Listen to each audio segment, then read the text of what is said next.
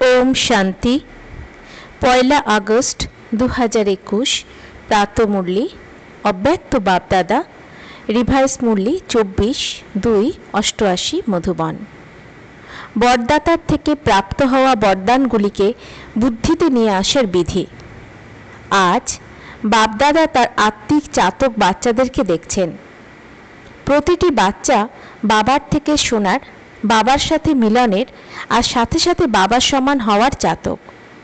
शोनार फले जन्म जन्मान्तरे तृष्णा दूर हय।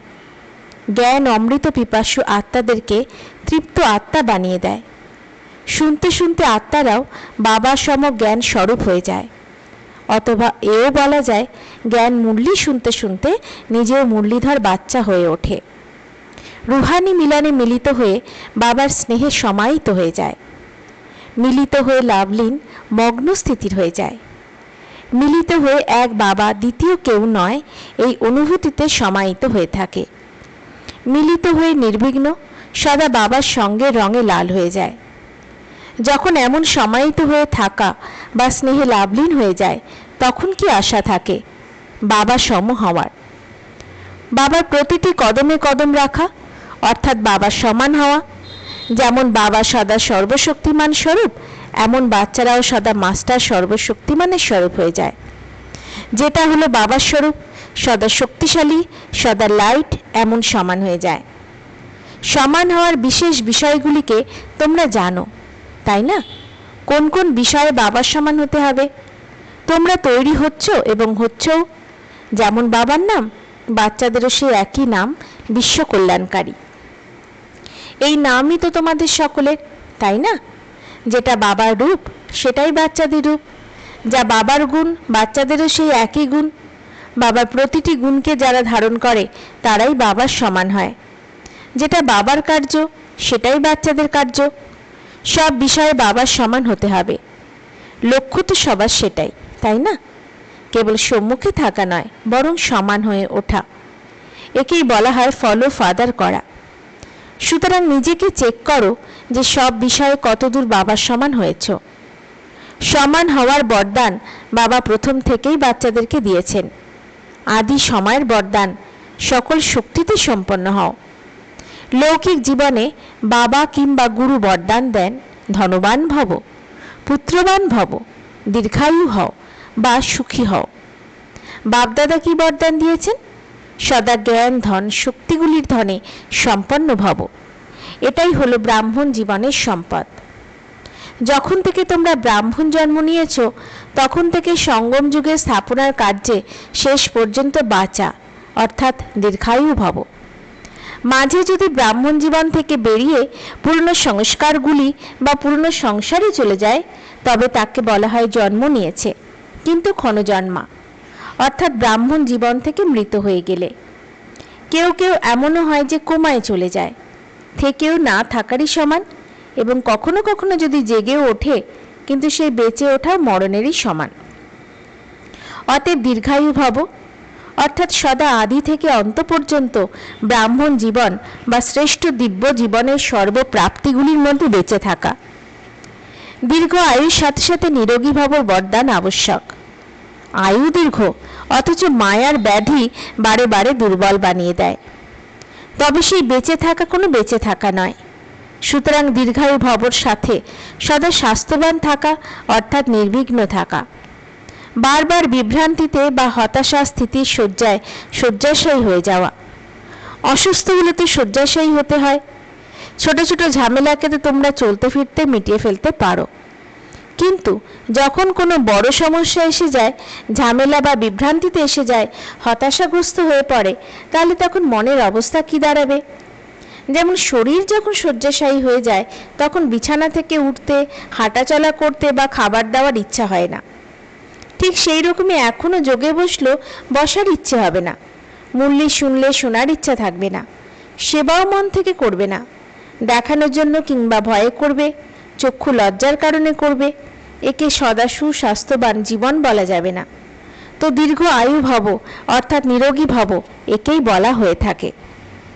পুত্রবান ভব বা সন্তান ভব। তোমাদের সন্তান আছে, 2-4টি বাচ্চা জন্ম দাওনি, সন্তান ভবর বরদান আছে না, 2-4টি বাচ্চার বরদান নয়। যখন বাবার সমান মাস্টার রচয়িতার স্থিতিতে স্থিত হবে তখন এই সবই নিজেরই রচনা মনে হবে। বেহদের মাস্টার রচয়িতা হওয়া, এটাই হলো বেহদের পুত্রবান ভব, সন্তান ভব হয়ে যাওয়া। সীমিত হিসেবে নয় যে কেবল 2-4 জন জিজ্ঞাসুকে আমি তৈরি করলাম, তা নয়। মাস্টার রচয়িতার স্টেজ হলো বেহদের স্টেজ। যে কোনো আত্মাকে বা প্রকৃতির তত্ত্বকেও নিজের রচনা মনে করে বিশ্ব কল্যাণকারী স্থিতির দ্বারা প্রত্যেকের প্রতি কল্যাণের শুভভাবনা, শুভ কামনা তখনই থাকে। রচয়িতার রচনার প্রতি এই ভাবনাই থাকে। যখন বেহদের মাস্টার রচয়িতা হয়ে যাও তখন সীমিত কোনো কিছুর আকর্ষণ আর আকৃষ্ট করতে পারে না। সর্বদা নিজেকে কোথায় দাঁড়িয়ে আছো দেখবে। যেমন বৃক্ষের রচয়িতা হলো বীজ, বৃক্ষের যখন অন্তিম স্টেজ এসে যায় তখন সেই বীজ ওপরে এসে যায় না, তেমনি বেহদের মাস্টার রচয়িতা সদা নিজেকেই কল্পবৃক্ষের উপরে উপস্থিত বলে অনুভব করবে। বাবার সাথে সাথে বৃক্ষের উপরে মাস্টার বীজরূপ হয়ে শক্তিগুলির, গুণগুলি, শুভভাবনা, শুভকামনা, স্নেহের, সহযোগের কিরণ ছড়িয়ে দেবে। যেমন সূর্য অনেক উঁচুতে থাকে, তাই সমগ্র বিশ্বে তার সততই কিরণ ছড়িয়ে পড়তে পারে। এই রকমই মাস্টার রচয়িতা বা মাস্টার বীজরূপ হয়ে সমগ্র বৃক্ষকে কিরণ বা জল দিতে পারো কি তোমরা? তাহলে কতগুলো সন্তান হলো তোমাদের? সমগ্র বিশ্ব তোমাদের রচনা হয়ে গেল, তাই না? অতএব মাস্টার রচয়িতা ভব। একে বলা হয় বাবার সমান হওয়া। জন্মের সাথে সাথে এইসব বরদান প্রতিটি ব্রাহ্মণ আত্মাকে বাবা দিয়ে দিয়েছেন। বরদান পেয়েছো তো, নাকি এখন প্রাপ্ত করবে? যখন কারো কোনো বরদান প্রাপ্ত হয় তো বরদানের সাথে সাথে বরদানকে কার্যে পরিণত করবার বিধিও বলে দেওয়া হয়। যদি সেই বিধি গ্রহণ না করা হয় তবে বরদানের লাভ গ্রহণ করতে না। তো সকলের বরদান প্রাপ্ত হয়েছে, প্রতিটি বরদানকে বিধির দ্বারা বৃদ্ধিপ্রাপ্ত করতে পারবে। কিভাবে বৃদ্ধিপ্রাপ্ত করা সম্ভব তার সবচেয়ে সহজ এবং শ্রেষ্ঠ বিধি হলো সময় মতো সেই বরদান স্মৃতিতে যেন চলে আসে। আর স্মৃতিতে চলে আসার সাথে সাথেই সমর্থ হয়ে যাবে এবং সিদ্ধি স্বরূপ হয়ে যাবে। যত বেশি সময় অনুসারে কার্যে তাকে ব্যবহার করবে ততই বরদানকে প্রাপ্ত করতে থাকবে, অর্থাৎ সদা বরদানের ফল অনুভব করতে থাকবে। এতই শ্রেষ্ঠ শক্তিশালী বরদান তোমরা প্রাপ্ত করেছ যে না তাকে কেবল নিজের জন্যই কার্যে ব্যবহার করে ফল প্রাপ্ত করতে পারো, বরং অন্য আত্মাদেরকেও বরদাতা বাবার কাছ থেকে বরদান প্রাপ্ত করানোর যোগ্য বানিয়ে তুলতে পারো। এই সঙ্গম যুগের বরদান 21 জন্ম অন্য রূপের সাথে থাকে। এই সঙ্গমের রূপ আলাদা, আর 21 জন্ম এই বরদানই জীবনের গতি প্রকৃতি অনুসারে চলতে থাকে। কিন্তু বরদাতার বরদান প্রাপ্ত হওয়ার সময় হলো এখনই। অতএব এটা চেক করো যে সকল বরদানকে কার্যে ব্যবহার করে তোমরা কি সফলতার সাথে এগিয়ে চলেছ। এই বরদানের বিশেষত্ব হলো কখনোই পরিশ্রম করতে হয় না। যখন ভক্ত আত্মারও পরিশ্রম করে ক্লান্ত হয়ে পড়ে তখন তারা বাবার কাছ থেকেই বরদান প্রার্থনা করে। তোমাদের কাছে যখন লোক আসে যোগ লাগানোর পরিশ্রমটুকু করতে না চায় তখন তারা কোন ভাষা ব্যবহার করে? তারা বলে, কেবল আমাকে বরদান দিয়ে দাও, আমার মাথার উপর একটু হাত রাখো। তোমরা ব্রাহ্মণ বাচ্চাদের উপরে বরদাতা বাবার হাত সর্বদা রয়েছে, শ্রেষ্ঠ মতই সাথে রয়েছে। স্থূল হাত তো 24 ঘন্টা রাখবে না, তাই না? বাবার এই শ্রেষ্ঠ মতের বরদান রূপী হাত সদা বাচ্চাদের উপরে রয়েছে। অমৃতবেলা থেকে শুরু করে রাতে ঘুমোতে যাওয়া পর্যন্ত প্রতিটি শ্বাসের জন্য, প্রতিটি সংকল্পের জন্য, প্রতিটি কর্মের জন্য শ্রেষ্ঠ মতের হাত তো রয়েছে। এই বরদানকে বিধিসম্মত রূপে ব্যবহারে এনে এগিয়ে যাও, কখনোই তবে পরিশ্রম করতে হবে না। দেবতাদের বিষয়ে যেমন কীর্তিত রয়েছে ইচ্ছা মাত্র অবিদ্যা, এটা হলো ফরিস্তা জীবনের বিশেষত্ব। দেবত্ব জীবনে ইচ্ছার কোনো কথা থাকে না।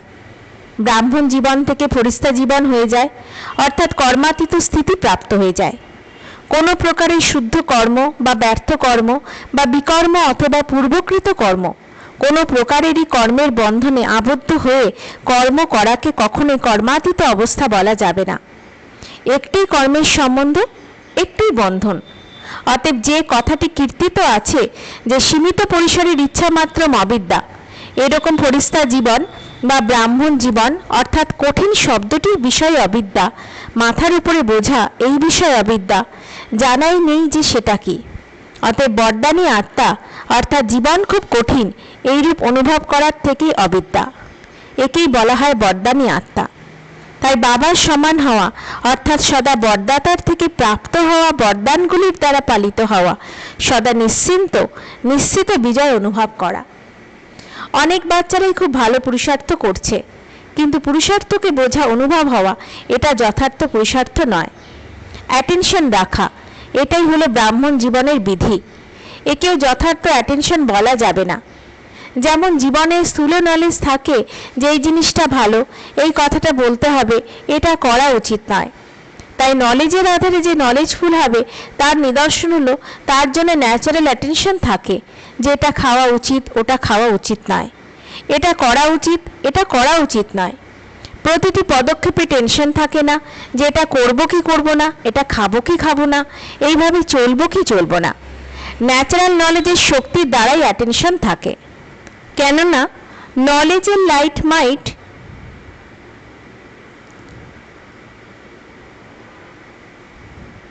সততই যথার্থ রীতিতে চালনা করে। তাই পুরুষার্থ করতে থাকো, অ্যাটেনশন অবশ্যই রাখো, কিন্তু টেনশনের রূপে নয়। যখন টেনশনের রূপে এসে যাও তখন চাইছো অনেক কাজ করতে বা নম্বর ওয়ান হতে, কিন্তু টেনশন তোমাদেরকে যতটা চাও ততটা করতে দেয় না, যা হতে চাও সেটা হতে দেয় না, টেনশন তৈরি করে দেয়। কেননা যেটা চাইছো সেটা হতে পারছে না, ফলে টেনশন আরও বাড়তে থাকে। অতএব পুরুষার্থ সবাই করছো তোমরা, কিন্তু কেউ পুরুষার্থকে বেশি ভারী করে ফেলে, আবার কেউ তো একেবারে উদাসীন হয়ে যায়। যা হওয়ার হবে, দেখা যাবে, কে দেখছে, কেই বা শুনছে, সুতরাং না ওটা ভালো না এটা ভালো। সেই জন্য ব্যালেন্সের দ্বারা বাবার ব্লেসিংস বরদানের অনুভব করো। সদা সর্বদা বাবার হাত আমার মাথার উপর রয়েছে এই অনুভবকে সবসময় স্মৃতিতে রাখো। ভক্ত আত্মারা যেমন স্থূল চিত্রকে সামনে রাখে, যেন মাথার উপরে বরদানের হাত রয়েছে, তাই তোমরাও চলতে ফিরতে বুদ্ধিতে এই অনুভবের চিত্র সদা স্মৃতিতে রাখো। বুঝতে পেরেছ? অনেক পুরুষার্থ করেছ, এখন বরদানের দ্বারা প্রতিপালিত হয়ে উঠতে থাকো। বাবাকে জ্ঞানদাতা বিধাতার রূপে অনুভব করেছ, এখন বরদাতা রূপে অনুভব করো। আচ্ছা, সদা প্রতিটি কদমে বাবাকে অনুসরণকারী, সর্বদা নিজেকে বরদাতা বাবার বরদানে শ্রেষ্ঠ আত্মা অনুভবকারী, সদা প্রতিটি পদক্ষেপ সহজে অনুভবকারী, সদা সকল বরদানকে সময় মতো কার্যে ব্যবহারকারী, এইরূপ বাবার সমান নিজেকে গড়ে তুলতে থাকা শ্রেষ্ঠ আত্মাদেরকে বাপদাতার বরদাতার রূপে স্মরণে স্নেহ সুমন আর নমস্কার। মুখ্য মহারথী ভাইদের সাথে সাক্ষাৎ। জন্ম থেকে কত বরদান পেয়েছ? প্রত্যেকে নিজেই নিজের বরদান পেয়েছ। তোমাদের জন্ম হয়েছে বরদানের সাথে, না হলে আজ এত দূর এগোতে পারতে না। বরদানের দ্বারা জন্ম হয়েছে, সেই জন্য এগিয়ে যাচ্ছ। পাণ্ডবদের মহিমা কিছু কম নাকি? এক একজনের বিশেষত্ব যদি বর্ণনা করা হয় তাহলে কত হয়ে যাবে। এই যে ভাগবত রচিত হয়েছে সেই রকম হয়ে যাবে। বাবার দৃষ্টিতে প্রত্যেকের বিশেষত্ব রয়েছে, আর কিছু তিনি দেখেও দেখেন না, জেনেও জানতে চান না। অতএব তোমাদের বিশেষত্বই তোমাদেরকে সদা এগিয়ে নিয়ে যাচ্ছে এবং আরও এগিয়ে নিয়ে যাবে। যারা জন্ম থেকেই বরদানী আত্মা তারা কখনোই পিছু হটতে পারে না। তোমরা হলে সদা উঠতে পারা বরদানী আত্মা। বরদাতা বাবার বরদান তোমাদেরকে এগিয়ে নিয়ে যাচ্ছে। পাণ্ডব গুপ্ত থাকে, কিন্তু বাপদাদার হৃদয়ে সদা প্রত্যক্ষ থাকে। ভালো ভালো প্ল্যান তো পাণ্ডবরাই বানিয়ে থাকে, শক্তিরা স্বীকার করে থাকে, কিন্তু প্রশংসার পাত্র তো যারা নিয়ে আসছে তারা। যারা নিয়ে আসার তারাই যদি না নিয়ে আসে তবে কি স্বীকার করবে? সেই জন্য পাণ্ডবদের বিশেষ নিজস্ব বরদান রয়েছে। স্মরণ ও সেবার বিশেষ বল প্রাপ্ত হয়েছে। স্মরণের বলও বিশেষভাবে প্রাপ্ত হয়, সেবার বলও বিশেষভাবে প্রাপ্ত হয়। কেন? তারও কারণ রয়েছে। কেননা যে যতখানি প্রয়োজনের সময় কার্যে এসেছে তারই বিশেষ বরদান প্রাপ্ত হয়েছে। যেমন আদিতে যখন স্থাপনা হয়েছিল তখন তোমরা পাণ্ডবরাই মাঠ ছিলে, ইমার যাওনি। শক্তিরা এক্সাম্পল হয়েছিলেন, আর তাদের এক্সাম্পলকে দেখে অন্যরা এগিয়ে যেতে থাকে। সুতরাং তারা প্রয়োজনের সময় এক্সাম্পল হয়ে উঠেছিলেন। সেই জন্য প্রয়োজনের সময় যে যতখানি সহযোগী হয়েছে তা সে জীবনেই হোক কিংবা সেবাতে, ড্রামা অনুসারে তাদের বিশেষ বল প্রাপ্ত হয়। তাদের নিজস্ব পুরুষার্থ তো আছেই, কিন্তু এক্সট্রা বল তারা প্রাপ্ত করেন। আচ্ছা, সেবা করার ফলে যখন সব আত্মারা খুশি হয় তারও অনেক বল পাওয়া যায়। অনুভবী আত্মা যারা, তাদেরই সেবা করা আবশ্যক। কারণ যারা সাকারে অর্থাৎ সাকার ব্রহ্মার থেকে পালনা নিয়েছে তাদেরকে দেখে সবসময় বাবার স্মরণ আসে। আপনারা কখনো কোথাও গেলে সকলে বিশেষভাবে কি জিজ্ঞাসা করবে? চরিত্রের কথা বলো, বাবার বিষয়ে কিছু বলো। সুতরাং বিশেষত্ব রয়েছে না? সেই জন্যই সেবার বিশেষত্বের বরদান তোমরা প্রাপ্ত করেছ। স্টেজে দাঁড়িয়ে ভাষণ যদি নাও করো তার চেয়ে ওই হলো অনেক বড় ভাষণ। চরিত্র শুনিয়ে চরিত্রবান বানানোর প্রেরণা দেওয়া, এ হলো সব থেকে বড় সেবা। অতএব সেবাতে যেতেই হবে আর সেবার জন্য নিমিত্ত হতে হবে। আচ্ছা, বরদান, সীমিত পরিসরের দায় দায়িত্বকে অসীমে পরিবর্তন করতে সমর্থ স্মৃতিস্বরূপ নষ্টমোহ হও। নষ্টমোহ হওয়ার জন্য কেবল নিজের স্মৃতিস্বরূপকে পরিবর্তন করো। মোহ তখন আসে যখন এই স্মৃতি থাকে আমি গৃহস্থী, আমার বাড়িঘর, আমার আত্মীয় স্বজন। এখন এই হদ বা সীমিত পরিসরের দায় দায়িত্বকে বেহদের দায় দায়িত্বে পরিবর্তন করে দাও। বেহদের দায় দায়িত্বকে পালন করলে স্বাভাবিকভাবেই হদেরও পূরণ হয়ে যাবে। কিন্তু যদি বেহদের দায় দায়িত্বকে ভুলে গিয়ে কেবল হদের দায়িত্ব পালনে মশগুল হয়ে যাও তবে তাকে আরো বিগড়ে ফেলবে। কারণ সেই কর্তব্য মোহে রোগ হয়ে ওঠে। সেই জন্য নিজের স্মৃতিস্বরূপকে পরিবর্তন করে নষ্টমোহ হও। স্লোগান: এতখানি তীব্রতার সাথে উঠতে থাকো যাতে পরিস্থিতিরূপী মেঘকে সেকেন্ডে ক্রস করে যেতে পারো। ওম শান্তি।